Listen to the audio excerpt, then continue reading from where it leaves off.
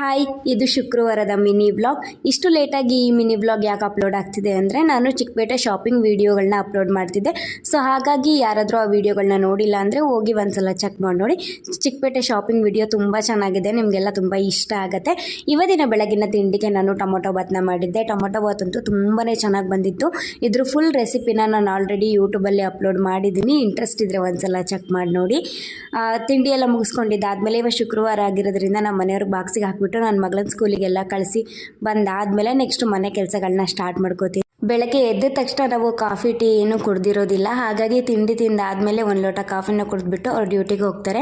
ಅವ್ರನ್ನೆಲ್ಲರನ್ನೂ ಕಳಿಸಿದ್ದಾದಮೇಲೆ ನಾನು ನೆಕ್ಸ್ಟ್ ನನ್ನ ಮನೆ ಕೆಲಸಗಳನ್ನ ಸ್ಟಾರ್ಟ್ ಮಾಡ್ಕೋತೀನಿ. ಇವಾಗ ಶುಕ್ರವಾರ ಆಗಿರೋದ್ರಿಂದ ನಾನು ದೇವ್ರ ಪಾತ್ರೆಗಳೆಲ್ಲ ತೊಳ್ಕೊಂಡು ದೇವ್ರ ಮನೆನ ಕ್ಲೀನ್ ಮಾಡಿಕೊಂಡು ಸ್ನಾನ ಎಲ್ಲ ಮಾಡ್ಕೊಂಡು ಬಂದು ಬಾಗಿಲಿಗೆ ರಂಗೋಲಿ ಎಲ್ಲ ಹಾಕಿಬಿಟ್ಟು ದೇವ್ರ ಪೂಜೆನ ಮಾಡ್ತಾಯಿದ್ದೀನಿ. ದೇವ್ರ ಪೂಜೆ ಆಗಿದ್ದಾದಮೇಲೆ ನನ್ನ ಮಗಳನ್ನ ಕರ್ಕೊಂಡು ಬರೋಕ್ಕೆ ಸ್ಕೂಲ್ಗೆ ಹೋಗ್ತಾ ಇದ್ದೀನಿ. ಇದ್ರ ಲಾಂಗ್ ವೀಡಿಯೋನ ಯೂಟ್ಯೂಬಲ್ಲಿ ಅಪ್ಲೋಡ್ ಮಾಡಿ